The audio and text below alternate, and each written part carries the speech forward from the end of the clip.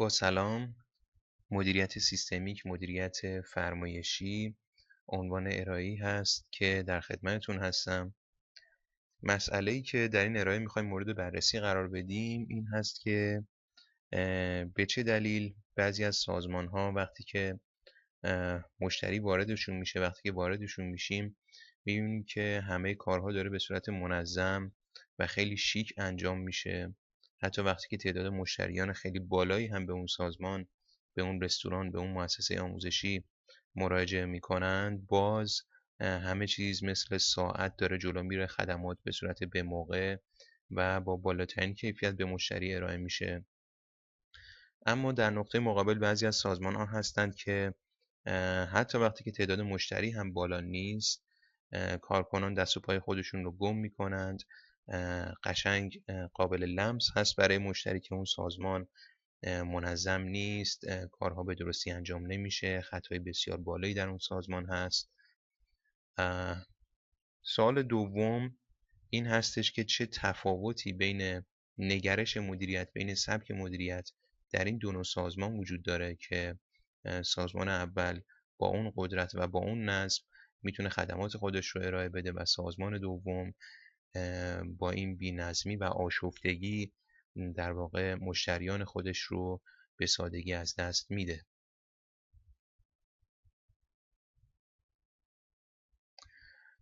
مسئله رو از اینجا آغاز میکنیم که هر سازمانی، به خصوص سازمان‌های خدماتی که در واقع مورد بحث ما هم هستند، به دنبال یک هدفی هست. سازمان آموزشی میتونه هدفش آموزش باشه، ارائه خدمات آموزشی باشه. رستوران میتونه ارائه در واقع غذای مناسب و محیط دنج به مشتریانش باشه، بیمارستان خدمات درمانی و غیره.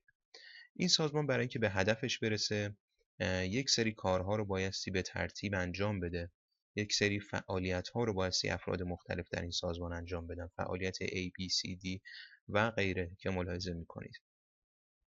و افراد متفاوتی رو بایستی این سازمان جذب کنه تا این افراد بتونن این فعالیت‌ها رو به اون ترتیبی که مدیر بهشون دستور میده و مدیر ازشون میخواد انجام بدن. خب در این اسلاید ما میخوایم در رابطه با سازمان‌های سنتی و سازمان‌هایی که سبک مدیریتشون مدیریت فرمایشی هستش بحث کنیم. همونطور که ملاحظه میکنید در تصویر، مدیر داره به صورت دستوری به کارکنانش دستور میده که چه کاری رو انجام بدن و کارکنان هم همشون تحت استرس، تنش، ترس و در واقع گیج هستن که چه فعالیتی و چه کاری رو باید به چه ترتیب انجام بدن، مدیر تو لحظه بعدی چه چیزی میخواد ازشون و این براشون کاملا مشخص نیست. همونطور که ملاحظه میکنید کارمندهایی که در این سازمان فعالیت دارن میکنن، فعالیت‌هاشون به درستی از همدیگه تفکیک نشده و مجزا نیست. مثلا کارمند A فعالیت‌هایی رو که بایستی انجام بده، فعالیت کارمند یک باید فعالیت A و فعالیت B رو انجام بده، در حالی که این فعالیت B جزء فعالیت‌های کارمند 4 هم هست. کارمند یک فعالیت C و فعالیت D رو هم درشون دخیل هست، در حالی که کارمند 2 هم فعالیت C و فعالیت D رو درشون دخیل هست. بنابراین بسیاری از فعالیت‌ها هستن که متولیشون به درستی از هم در واقع تفکیک داده نشده. کارمندها به درستی مشخص نیست که هر کدومشون با چه وسیله‌ای بایستی در چه زمانی کدوم فعالیت رو انجام بدند. بنابراین اگه بخوایم مشخصات این گونه سبک مدیریت رو به ترتیب عنوان کنیم، باید این رو بگیم که متولی، زمان و وسیله به انجام رسیدن فعالیت ها مشخص نیست، به درستی مشخص نیست. ممکنه که حالا 50% فعالیت ها متولیشون مشخص باشه، 50% مشخص نباشه. در صورت این گونه سازمان هایی هستن که قالب فعالیت هاشون به درستی مهندسی نشدن و متولی هاشون مشخص نیست. ارتباط و پیش نیاز و پس نیاز فعالیت ها مشخص نیست. حالا گیریم که متولی فعالیت ها مشخص شده باشه، مشخص نیست که در صورتی که به عنوان مثال مشتری با نیاز خاص مثلا A وارد سازمان شدهش، به ترتیب کدام کارمند باید کار اول رو انجام بده، بعد کارمند بعدی باید چه کاری رو انجام بده. توالی این فعالیت ها مشخص نیست. کارمندها توی این گونه سیستم ها وقتی که مشتری وارد سیستم میشه، نگاه میکنن به چشمای مدیر که مدیر چه دستوری میخواد بهشون بده و مدیر هم معمولا وقتی تعداد مشتری‌ها از یه مقداری بالاتر میره، کنترل خودش از دست میده، عصبانی میشه، خشمگین میشه و این استرس خودش رو به کارمندها هم القا میکنه. از سایر خصوصیتایی که برای این سیستم ها میتونیم نام ببریم این هست که ارزیابی عملکرد دقیقی برای کارکنان انجام نمیشه. چرا؟ مشخص است، چون وظایف کارکنان به درستی براشون تعریف نشده و وقتی که وظایف به درستی تعریف نشه، مدیر نمیتونه کارکنانش رو به درستی ارزیابی کنه. به تبعش وقتی که ارزیابی درستی برای کارکنان انجام نشه، کارکنان انگیزش مناسبی نخواهند داشت برای کار کردن. سعی میکنن که تو کارشون کوتاهی کنن، کمکاری کنن و چون پیدا کردن مقصر هم تو این سیستم ها به درستی مشخص نیست، کوتاهی خودشون رو به گردن دیگری میندازن. خب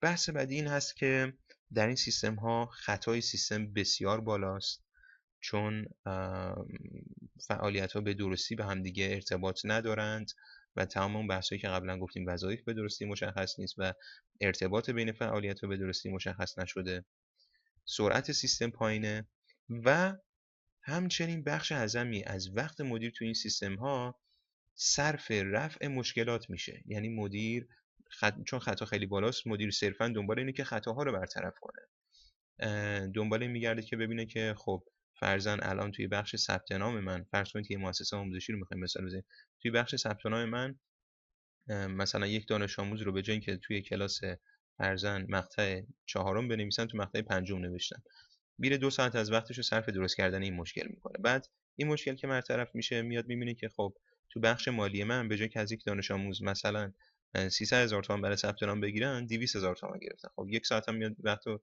صرف این میکنه که تماس بگیرن و این مشکل برطرف بشه.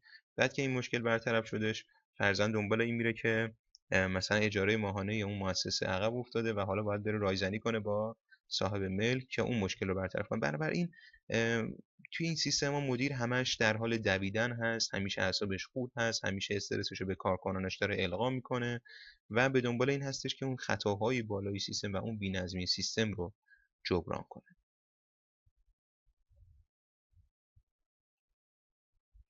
اما حالت دومی از سازمان هم هست که در واقع سبک مدیریتش فرق میکنه با سبک مدیریتی که در اسلاید قبلی خدمتتون معرفی شدش. این سازمان ها هم برای رسیدن به همون هدف در واقع یک سری فعالیت ها رو بایستی درشون انجام بشه که کارمندان مشخصی با شرح وظایف مشخصی اونجا تعریف شدن که این فعالیت ها رو انجام میدن و مدیر ارشد برای اینکه مشکلات سیستم قبلی رو نداشته باشه، مشکلات اسلاید قبلی رو نداشته باشه، از یک طراح سیستم در سیستم خودش استفاده میکنه که وظیفه این طراح سیستم این هست که به درستی در واقع وظایف هر یک از کارکنان رو تعریف کنه، فرایندهای درستی رو در سیستمش طراحی کنه که هر فعالیت، هر هدفی که در سیستم قرار هست انجام بشه، طی یک فرایند خاص انجام بشه، توالی و ارتباط بین فعالیت ها رو مشخص کنه. این مشخص باشه که در صورتی که به عنوان مثال اگر در یک رستوران مشتری برای فرضاً غذای گرم سفارش داد، به ترتیب چه کارهایی باید انجام بشن، کدوم کار پیش نیاز کار دیگری هست، هر کدوم از کارمندها به ترتیب در چه زمانی و با چه وسیله‌ای باید چه کاری رو انجام بدن. این نقش طراح سیستم هست که عملا سیستم ما رو از بی‌نظمی بیرون میاره و اون رو تبدیل میکنه به یک سیستمی که قابلیت این رو داره که حتی زمانی که مشتریانش تعداد بسیار بالایی دارن، باز هم کارها رو به صورت منظم انجام بده. خب به صورت خلاصه ویژگی هایی که این سیستم ها دارند، در واقع این سبک مدیریت برای سازمان به ارمغان میاره، این هست که متولی، زمان و وسیله به انجام رسوندن فعالیت ها به درستی مشخص هستش، ارتباط و پیش نیاز و پس نیاز فعالیت ها به درستی مشخص هست، ارزیابی عملکرد به صورت دقیق انجام میشه. چرا؟ چون که وظایف کارکنان کاملا مشخص هستش. مثلا کارمند 3 ازش انتظار میره که توی روز این 5 تا وظیفه رو به درستی انجام بده. چون وظایف به دقت و با ریزبینی مشخص شدن، قاعدتا ارزیابی درست انجام دادن اون وظایف هم میسر هست. پس کارکنان نمیتونن کوتاهی خودشون رو به گردن همدیگه بندازن و پیدا کردن مقصر به سادگی میسر هستش. کارکنان انگیزه لازم برای به انجام رسوندن دقیق وظایف تعریف شده رو دارند، چون میدونن که اگر که وظایفشون رو به درستی انجام بدند، مدیریت در واقع این تلاش اونها رو در راستای به درستی انجام دادن وظایف میبینه و قاعدتا پاداشی رو بهشون تقدیم میکنه. خطای سیستم پایین هستش و بخش اندکی از وقت مدیریت صرف رفع مشکلات میشه. مدیر اون وقت آزادی رو که پیدا میکنه میتونه به توسعه کسب و کار فکر کنه و کارش رو گسترش بده و در نهایت سیستم از سرعت بسیار بالایی برخورداره. مثلا اگر که ما بخوایم دو تا رستوران رو با این دو تا سبک مدیریت مورد قیاس قرار بدیم، رستورانی که از سبک مدیریت سیستمیک داره تبعیت میکنه، اگر که میانگین زمان سرو غذا توی این رستوران مثلا 10 دقیقه باشه، توی رستورانی که مدیریت فرمایشی داره با تعداد مشتری یکسان میانگین زمان سرو غذا خیلی بالاتر خواهد بود، مثلا میرسه به 20 دقیقه، یعنی 2 برابر زمانی که در واقع سازمانی که از روش سیستمیک داره بهره برداری میکنه توی سازمان اول زمان لازم است.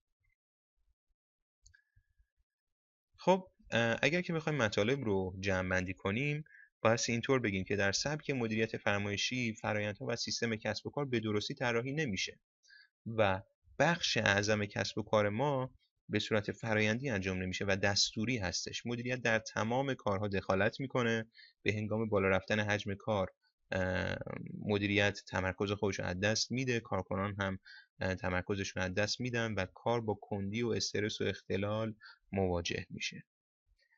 برای برون رفت از این نقیصه بایستی تمامی حالتهای ممکن به هنگام خدمت رسانی در نظر گرفته بشه و برای هر حالت فرآیندهای کاری بهینه طراحی بشه. به عنوان مثال اگر که ما یک رستوران رو داریم، بایستی این مشخص بشه در صورتی که مشتری برای در واقع